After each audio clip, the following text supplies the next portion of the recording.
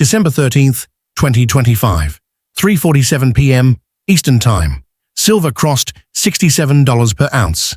Within 90 seconds, trading algorithms inside 8 global banks flipped into emergency mode, not because silver was going up, but because $67.25 is a number buried inside a rule almost nobody knows exists.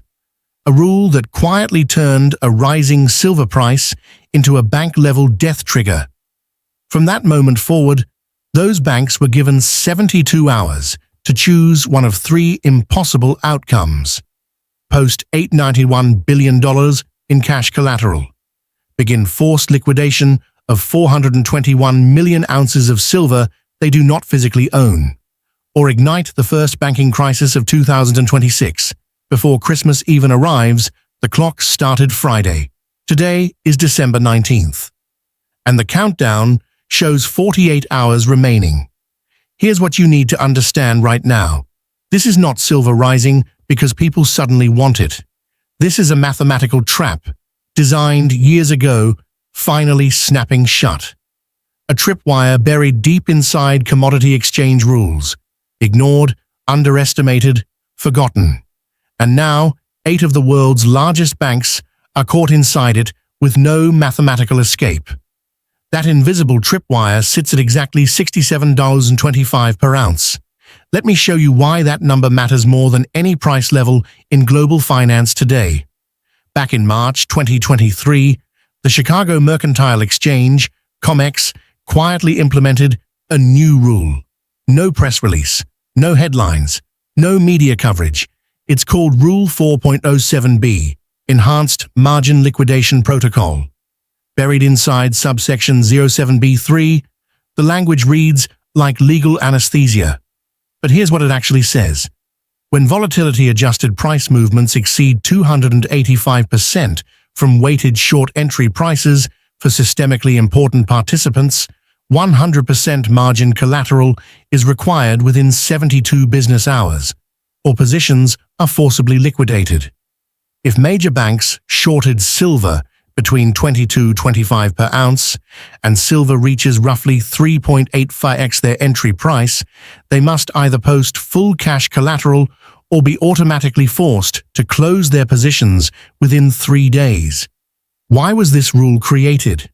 Because regulators are still haunted by March 2020, when retail investors and physical delivery pressure nearly broke the entire silver market.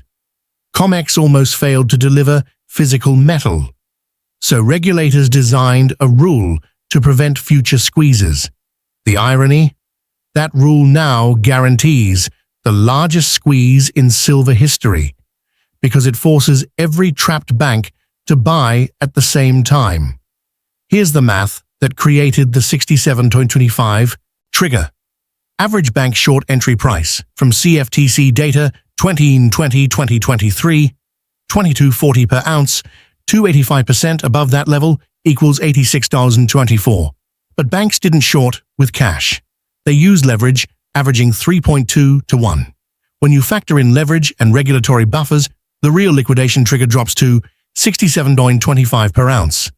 At 3:47 p.m. on December 13th, silver printed $67.30. The kill switch activated. According to the December 2025 CFTC Bank Participation Report, here's the exposure.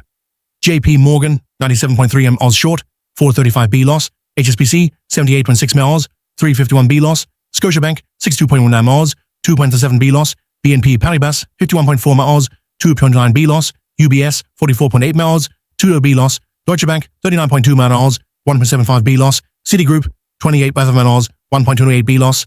Goldman Sachs, 18.9 M Oz, 843 M loss. Total, 421 million ounces short, 18.79 billion in direct losses. But that's just surface damage. Those shorts hedge a much larger derivatives complex. Total linked notional exposure, 891 billion. This includes commodity index funds, pension fund, inflation hedges, sovereign wealth allocations, mining company hedge contracts. This is not a silver problem. This is global financial plumbing under stress. For 4 years, silver was contained using the same playbook. Whenever price approached breakout levels, banks dumped tens of thousands of paper contracts, promises of silver that never existed. Examples: Feb 2022, 52,000 contracts dumped, price crushed. Aug 2023, 47,000 contracts, smashed. April 2024, 61,000 contracts, reversed. Oct 2024, 73,000 contracts, breakout killed unlimited paper, zero physical delivery until December 13th, 2025. That day, banks dumped 89,000 contracts, representing 445 million ounces of paper silver. Price dropped. Then something unprecedented happened. It recovered. They dumped another 41,000 contracts. Price dipped, then surged. By 3:47 p.m., silver hit 67.30 and held. That moment proved something fatal. Physical demand now overwhelms paper suppression industrial buyers. Sovereign funds, long-term holders, they absorbed everything. The paper strategy died that Friday afternoon. When the kill switch triggered, banks received automated margin notices. Deadline, December 16th, 3:47 p.m. Their options: Option A, post $891 billion cash, impossible without crashing bond, equity, and credit markets.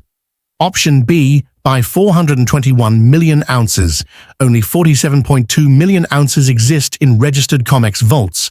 That's 11% of what's needed.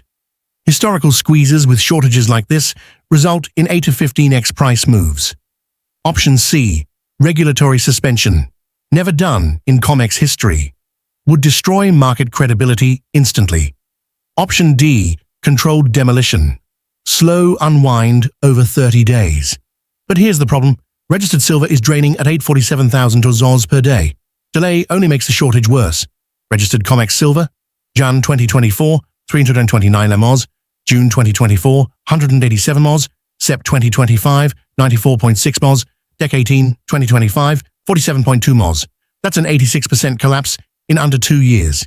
At current drainage rates, registered silver hits zero by February 12, 2026.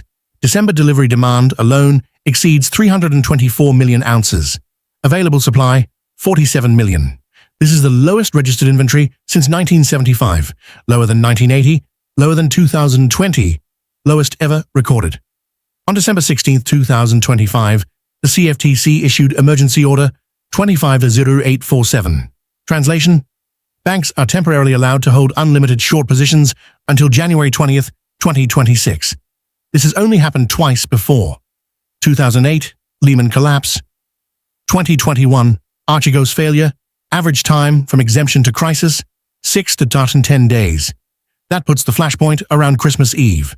December inflows versus physical backing. SLV, 44% unbacked. SIVR, 30% unbacked. PSLV, 100% physically allocated. Total system-wide shortage, 40.5 million ounces. Investors are holding IOUs, not metal. PSLV now trades at a 12% premium because real silver is scarce. Smart money is running for physical Michael Burry. Sold all paper silver. Bought PSLV plus cash.